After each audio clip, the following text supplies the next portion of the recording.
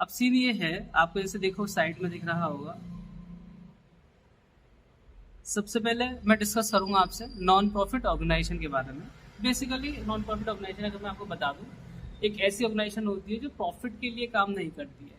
मतलब इसको हम लीगलाइज फॉर्म में फ्रेम करते हैं, बट आपसे अगर हम बात करें इसको हम किस तरीके से कर सकते हैं सर पर, तो इसको हम क्या है कि दोस्त इसको लीगल तरीके से टैक्स एग्जम्पशन लेने के लिए या टैक्स डिडक्टेबल इनकम को शो करने के लिए या अलग अलग बेनिफिट्स के लिए हम इसको लेते हैं।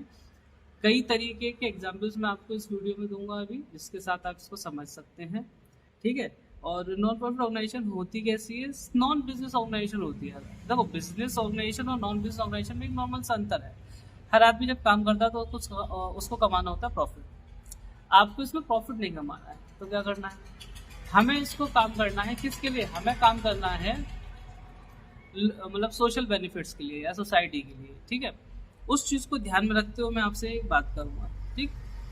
ओके। तो अब हम इसको स्टार्ट करते हैं। तो साइड में आपको दिख रहा होगा एक नॉन प्रॉफिट ऑर्गेनाइजेशन करके टॉपिक लिखा हुआ है, हम इसको आज डिस्कस कर लेते हैं। पहले क्वेश्चन हम करेंगे अगली वीडियो में, या यानी कि मेरे हिसाब से कल से। ठीक है। यहाँ लिखा हुआ है नॉन प्रॉफिट ऑर्गेनाइजेशन और non profit organisation is also known as non business entity. बहुत नॉर्मल सी बात है।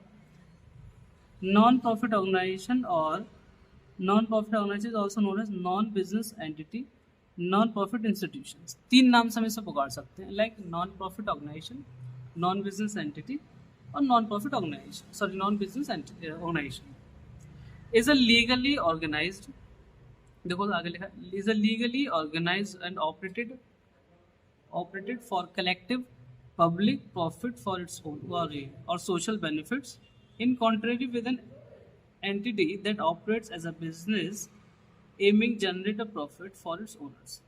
मतलब कि उन्हीं लोगों के साथ मार्केट में बैठ कर के बिजनेस करती है जो लोग अपने लिए प्रॉफिट वगैरह कमाना चाहते हैं, अपने लिए, अपने ऑर्गेनाइजेशन के लिए, अपने इन्वेस्टर्स के लिए। ठीक है।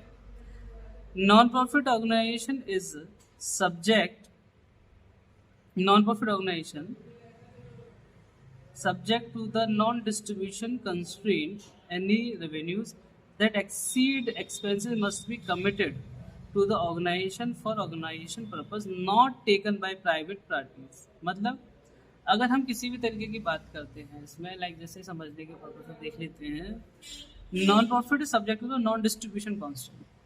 नॉन डिस्ट्रीब्यूशन कॉन्स्टेंट का मतलब क्या होता होगा? लाइक जैसे कि नॉन डिस्ट्रीब्यूशन का मतलब है कि इसमें कुछ भी चीज़ अगर होती है तो हम उसे डिस्ट्रीब्यूट नहीं करेंगे। ये जितना भी होगा, ये सब आपकी जितने भी एक्सपेंसेस वगैरह होते हैं ना बिजनेस में, उन्हीं में ही मैनेज हो जाएगा। उसको कोई भी प्राइवेटली बंदा उसको लेकर के नहीं जाएगा घर, उसको जो प्रॉफिट है। बिजनेस ऑर्गेनाइजेशन में क्या होता है, जैसे मैं एक कोचिंग चला रहा हूँ, मैं अकेला मालिक हूँ, तो जो भी प्रॉफिट आएगा मैं खुद ले जाऊँगा। उस केस में ये नहीं लेते हैं। उस केस में क्या होता है, वो सारा का सारा आपकी पूरी ऑर्गेनाइजेशन पे ही खर्च हो जाना है। और अगर आपको कुछ भी दिक्कत परेशानी होती है तो आप उसको सरप्लस, अगर प्रॉफिट होता है तो सरप्लस है, और अगर नहीं होता है तो आपको डेफिसिट माना जाता है। इतना ही अंदर होता है। क्योंकि जब जब हम इसकी अकाउंटिंग में जाएंगे तो अकाउंटिंग में आपको क्या देखने को मिलेगा, तो हम बनाते basically P and L account, यानी प्रॉफिट एंड लॉस अकाउंट। यहाँ हम बनाएंगे इनकम एंड एक्सपेंडिचर अकाउंट। ठीक है। An array of organization are non-profit, including some political organizations, schools, business association, church, social clubs, consumer cooperatives, etc। इस तरीके की चीज़ें हम इसमें देखते हैं, जैसे कि स्कूल हो गए, चर्च होगा, टेम्पल्स हो गए, या आपके सोशल क्लब्स हो गए, या आपके कंज्यूमर कोऑपरेटिव्स हो गए। इस तरीके की चीज़ें अगर हम देखेंगे एग्जाम्पल्स में, तो हमें नॉन प्रॉफिट ऑर्गेनाइजेशन की ये एग्जाम्पल्स आपको कुछ मुख्य रूप में आपको देखने को मिलेंगे। नॉन प्रॉफिट एंटिटीज में seek approval for the government for taxation. बिल्कुल। क्या इनको गवर्नमेंट से कोई एग्जाम्पशन मिलती है? एग्जाम्पशन किस चीज़ की मिलती है? एग्जाम्पशन मिलती है टैक्स की। आप जब इनकम जनरेट करते हैं ना, तो आप इनकम पे टैक्स भी देते हैं, चाहे इंडिविजुअल हो या बिजनेस ऑर्गेनाइजेशन हो। लेकिन अगर आप एनपीओ हैं, आप एनजीओ हैं, आप एनबीओ हैं, यानी कि जो हम पढ़ रहे हैं आप वो हैं, तो उस केस में आपको कहीं ना कहीं टैक्स एग्जाम्पशन मिल जाती है। ठीक है। And some may also qualify to receive the tax deductible contributions, but an entity may incorporate a non-profit entity without securing tax status। बिल्कुल। ऐसा भी होता है कि किसी को स्टेटस नहीं मिलता ऐसा? हाँ, ऐसा हो जाता है।